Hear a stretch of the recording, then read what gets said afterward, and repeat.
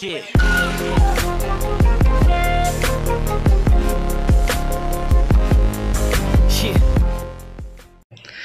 Assalamualaikum warahmatullahi wabarakatuh. Waalaikumsalam warahmatullahi wabarakatuh. Bismillahirrahmanirrahim. Allahumma sholli ala sayyidina Muhammad wa ala ali sayyidina Muhammad. Kembali lagi di channel Bina Damai Indonesia dan channel Pusiat El Hasani dan Ridwan baru di channel. sama Mustar. Apa itu Mustar? Kali ini kita akan bincang-bincang santai lagi bersama Ustadz kita, yaitu Ustadz Dr. Hasani Ahmad Said, seorang cendekiawan, seorang akademisi, seorang mufasir ya termasuknya ya. Seorang mufasir termasuknya, karena beliau sudah menafsirkan beberapa bukan menafsirkan, maksudnya sudah mempunyai buku soal tafsir ya. Jadi sudah dibilang penafsir gitu ya, karena langsung murid dari Quraisy Shihab gitu ya. Nah, kali ini kita tidak akan berbicara soal tafsir secara khusus, tapi akan berbicara soal yang lagi ramai, yang lagi viral terkait dengan adanya salah satu, bukan salah satu ya, ini oknum katanya. Oknum yang menghina suku tertentu gitu loh. Yaitu namanya Edi Mulyadi. Nah, Edi ini dikenal sangat keras ya, sangat keras di dalam menghina itu. Videonya sudah menyebar kemana-mana. Edi ini katanya mantan wartawan, terus FPI juga pengacara, terus juga HTI juga gitu. Jadi sebenarnya ini kumpulan orang-orang apa ya, yang sudah tersingkir gitu ya, orang-orang terlarang lah gitu. Jadi dalam jumpa persnya dia mengatakan bahwa Indonesia ini, ibu kota Indonesia jika dipindahkan ke Kalimantan, siapa yang mau ngisi tempat jin anak, tempat jin apa, tempat jin buang anak gitu. Sama tempat jin dan genderuwo apa yang mau ngisi katanya begitu. Terus disambut sama kawannya itu hanya monyet yang tinggal di sana. Pasarnya siapa? Kalau pasarnya kuntilanak genderuwo, ngapain kau bangun di sana? Nih, sampai tinggal di mana Om Azam? Tinggal di mana? Di mana Jakartanya? Mana mau dia tinggal Gunung Sari pindah ke Kalimantan Penajam sana untuk beli rumah di sana? Gua mau jadi warga ibu kota baru. Mana mau? Banyak monyet. Banyak monyet. Banyak monyet. Dari sini orang-orang adat di Kalimantan sana sangat marah. Bahkan demo di mana-mana sekarang di berbagai kota Kalimantan itu, karena merasa terhina dengan omongan si Edi ini. Ucapan yang sangat merendahkan, sangat menyakitkan hati kami yang tinggal di Kalimantan, terutama kami orang Dayak. Oleh sebab itu, saya memohon kepada Bapak Kapolri untuk segera menangkap saudara Edi Mulyadi. Kenapa kamu harus menghina Kalimantan? Karena kalau kamu tidak setuju atas ibu kota negara di Kalimantan Timur, silakan kamu intervensi pemerintah. Karena orang Kalimantan tidak pernah meminta ibu kota pindah. Karena orang Dayak tidak pernah meminta ibu kota pindah. Tapi jangan coba-coba menghina kami. Karena kami sama dengan kamu diciptakan oleh Tuhan. Bukan diciptakan monyet. Yang apa yang kamu katakan. Bukan diciptakan oleh kuntilanak dan genderuwo. Kecuali kamu. Itu pesan saya. Kamu berhadapan dengan kami orang Dayak. Saya Kalimantan. Kami jatuhkan hukuman adat. Hukum adat. Itu mutlak. Harus. Tidak bisa diganggu. Harus. Bola pasir. Nah, kita ingin melihat seperti apa sih dalam perspektif agama gitu terkait dengan hinaan ini gitu loh. Boleh nggak sih seorang muslim menghina sampai seperti itu gitu, menyamakan dengan hewan lah segala gitu. Bagaimana Pak Ustadz? Ya, baik. Assalamualaikum warahmatullahi wabarakatuh. Waalaikumsalam warahmatullahi wabarakatuh. Saya ingin menyapa pemirsa dari Bina Damai Indonesia lalu kemudian ada channel Ridwan Bahrudin, lalu ada channel Pusat Studi Ilmu Al-Quran dan Tafsir, apalagi dan channel yang lain. Nah, kali ini kita akan membincang satu problem yang sesungguhnya problem ini akan terus gitu ya, karena ya sudah sunnatullah, berbeda-beda suku, berbeda bangsa, bahkan berbeda agama.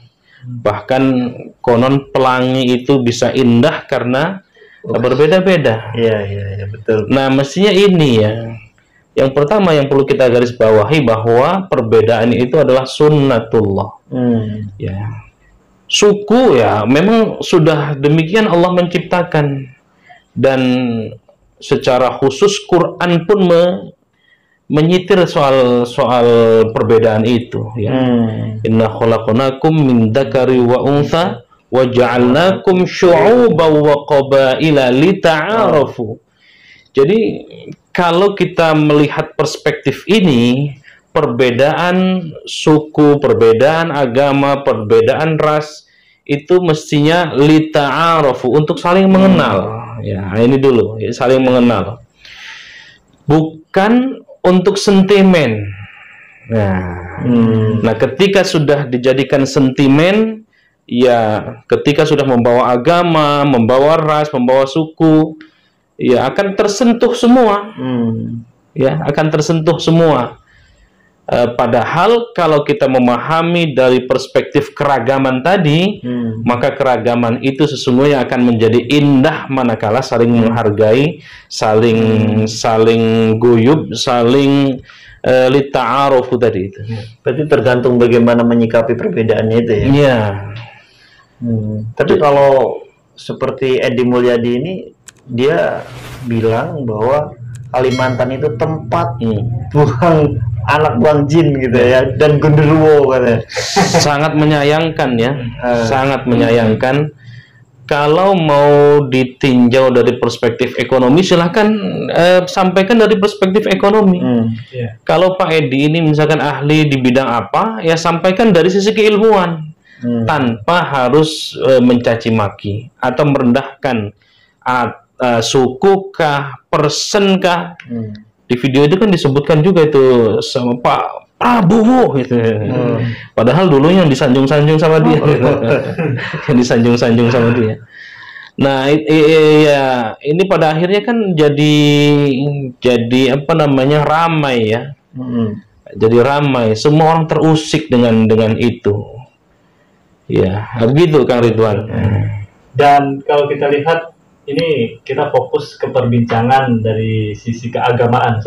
Kalau kita lihat apakah di zaman dahulu mungkin ada orang-orang yang hidup di zaman Nabi yang pernah membangga-banggakan sukunya sehingga dia merendahkan suku lain gitu. Iya. Kira-kira di zaman dulu ada nggak kisah? Saya ingin mengutip dari hadis Nabi yang populer ya. Ayyul afdol, kata Nabi. Siapa orang yang ketika Nabi ditanya ayyul afdol, siapa orang yang paling utama itu? Ya kata Nabi, orang yang paling utama itu orang yang manakala mampu menjaga lisannya ya dan tangannya. Artinya lisannya tidak menyakiti hati orang lain, tangannya tidak mengambil harta orang lain, hak orang lain, tidak menyakiti orang lain. Itulah ayyul afdol, itulah orang-orang yang utama. Nah, kita kan semua pengen jadi orang yang utama, bukan orang yang biasa-biasa saja, atau bukan menjadi orang yang ya hanya terhitung saja gitu. Nah, kalau Nabi sudah mengatakan demikian, bahwa orang yang mampu menjaga lisannya, mampu menjaga tangannya, itu adalah orang-orang yang paling utama, maka ya semestinya kita mengikuti, karena kita kan panutan kita adalah Rasulullah ya. Kalau kita berbicara lagi flashback ke masa Rasul atau sebelumnya, itu kan banyak sekali suku-suku, suku Aus, suku Hajraj, dan sekian banyak suku-suku yang ada itu. Sampai-sampai Quran sendiri tadi kita sudah sitir, ya itu bagian dari sunnatullah tadi. Min dzakari wa untha, ya, Waja'alnakum syu'uban wa qabaila lita'arafu, dan Allah tidak memandang itu semua. Inna akramakum indallahi atqakum, suku apapun, ras apapun, bahkan bisa jadi agama apapun ya. Karena bisa jadi agama-agama itu kan mengajarkan kebaikan semua, bukan untuk mengadu domba. Kalau dalam agama itu ada kasus orang-orang yang tidak baik, bukan berarti agama yang tidak baik. Iya. Dulu misalnya pernah disinggung tentang bagaimana menjaga persatuan. Wa'tasimu bihablillahi jami'an wa la tafarraqu. Ayat ini turun karena suku Aus, suku Khazraj hampir-hampir baku hantam dan sudah mengangkat pedangnya, sudah mengangkat pedang dari sarungnya. Kata Allah, wa'tasimu bihablillahi jami'an wa la tafarraqu. Berpegang teguhlah kepada tali agama Allah, jangan kalian bercerai-berai. Nah, itu disinggung suku Aus, suku Khazraj itu. Nah, dengan itu maka mereka akhirnya tidak jadi perang. Yang namanya perbedaan itu pasti ada, dan yang paling utama itu adalah bagaimana kita menyikapinya dalam perbedaan ini. Iya, memang wajar sih sebenarnya kalau si Edi ini, karena kan dia oposisi. Ya, apalagi bentar lagi mau 24 kan, 2024 mau pemilu. Jadi ada inilah udah mulai kampanye ini. Iya. Si Edi ini dari PKS kan, caleg PKS ini udah. Meskipun PKS kalau nggak salah tidak mengakui juga. Tidak mengakui, tetapi di sisi lain beberapa tokohnya ikut membela gitu. Jadi ke PKS-annya masih kental. Iya, model-model begini ya sangat disayangkan atau sangat kita sayangkan. Dulu ada Jong Java, Jong Sumatera, semuanya itu disatukan dengan tadi Bhinneka Tunggal Ika. Jangan kemudian kita memporak-porandakan lagi.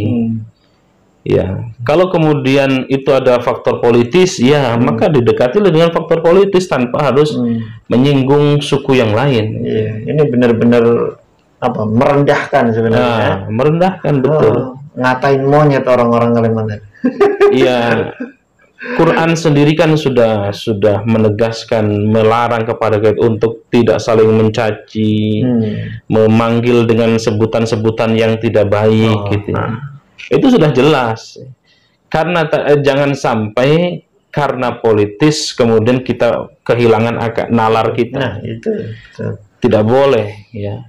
Nalar kita harus tetap jalan, bukan berarti ingin merubah, tetapi dengan cara yang tidak baik, atau dengan cara menimbulkan satu problem lagi, menimbulkan kegaduhan lagi. Dan ini terus berlanjut gitu, Sebelumnya kan ada salah satu tokoh politik yang juga menyinggung soal menggugat orang-orang yang menggugat menggugat bahasa Sunda kan? Bahasa Sunda. Nah, ketika suku dibawa-bawa, ya bukan satu orang tetapi orang yang satu suku itu, bayangkan itu. Ya, marah semua gitu, semua. Nah, ini sangat rentan terhadap perpecahan. Jadi persatuan yang sudah kita bina selama ini harus kita rawat betul-betul. Nah, Indonesia ini kan bukan hadiah ya, tetapi perjuangan para founding father kita, para ulama bangsa Indonesia secara keseluruhan, jiwanya, raganya, hartanya, bahkan nyawanya melayang demi Indonesia merdeka. Dan tentunya semua agama tidak mengajarkan seperti semua agama tidak ada yang mengajarkan. Kalau ada misalnya orang-orang tertentu, itu saya yakin bukan agamanya tapi oknum. Iya, dan itulah yang harus diperangi. Tidak boleh kita menyerah terhadap orang-orang yang begitu. Jadi mestinya memang ya, kalau tidak setuju ya harus disampaikan dengan yang ahsan gitu ya. Iya, ya itulah dakwah kita. Dakwah yang ya bil hikmah, Kalaupun harus berdebat, ya berdebatlah dengan berdebat yang baik. Tidak mencaci maki.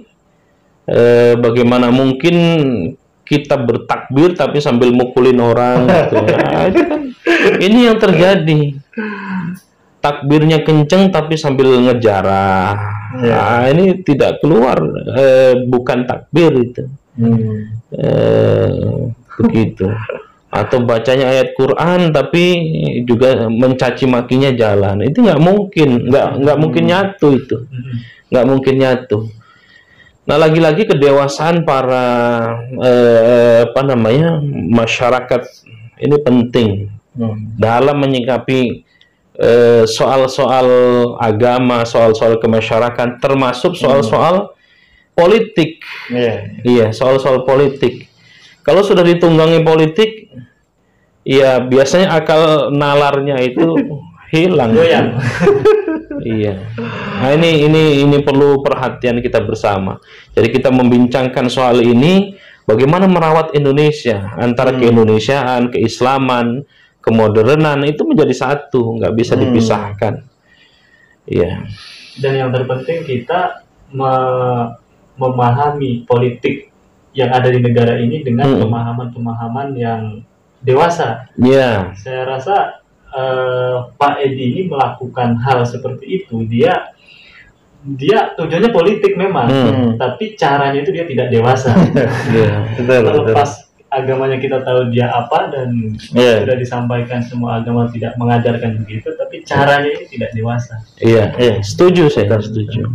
Mungkin ini langsung pesan aja nih Ustadz, kira-kira supaya di Indonesia ini tidak terjadi lagi orang-orang seperti Pak Edi yang menghina suku tertentu, yang menghina bahasa tertentu, agar bagaimana semuanya peran kita semua warga Indonesia memahami semuanya ada perbedaan akan tetapi tujuannya sama, Bhinneka Tunggal Ika. Iya. Perbedaan itu adalah rahmat ya. Ikhtilafu ummati rahmat. Ya, perbedaan ya di antara umat itu adalah rahmat.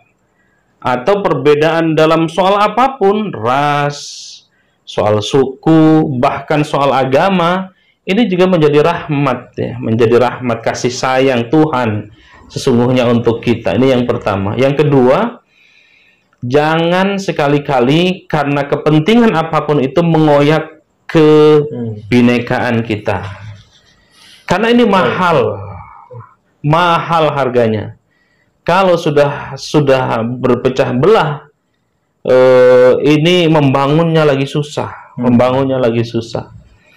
Kalau kemudian kita akan semua kan niatnya baik ya, mungkin presiden dan para tokoh-tokohnya di gerbong yang satu ini tujuannya baik, lawan politiknya ini juga pasti baik tujuannya, hanya saja caranya berbeda. Saya sering diajarkan oleh guru saya Pak Kures itu, untuk mendapatkan nilai 10 itu jangan paksakan 5+5. Untuk mencapai kebaikan tertentu, jangan satu jalan kemudian kita menyalahkan jalan yang lain. Bisa kita mencapai 10 itu 8+2 ya, lalu bisa 3+7, itu nilainya juga 10 juga. Bisa 9+1, tidak mesti harus 5+5. Saya kira itu merawat keindonesiaan, merawat kebinekaan, merawat persatuan, ini tugas kita bersama. Itu bagian dari hubbul watan minal iman.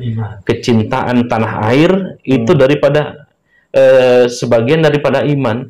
Nah, kalau ini kita sudah bawa betul hubbul watan minal iman ini, bukan hanya slogan di NU saya kira, tetapi slogan ini kita bisa pakai bersama siapapun, bahkan dari agama dan ras manapun. Iya. Seringkali perpecahan di negara lain karena keegoan. Salah satunya adalah ego kesukuan. Ya, ego kesukuan. Indonesia menjadi, wah ini luar biasa. Sekian banyak suku yang ada, sekian banyak bahasa, sekian banyak ras, tapi diikat dengan Bhinneka Tunggal Ika, jadilah Indonesia. Itu kira-kira. Oke. luar biasa perbincangan kita pada saat ini mengenai bagaimana kita menyikapi perbedaan yang ada dan juga menyampaikan pendapat itu jangan sampai melukai perasaan orang lain gitu, ya. Jadi dan berpolitik dengan cara yang dewasa. Dan berpolitik dengan cara yang dewasa. Itu yang disampaikan oleh Pak Ustadz tadi. Pada kesempatan ini kita cukupkan sekian perbincangan soal penghinaan suku oleh Pak Edi Mulyadi ini. Bila taufiq wal hidayah, wassalamualaikum warahmatullahi wabarakatuh. Waalaikumsalam warahmatullahi wabarakatuh. Alhamdulillah.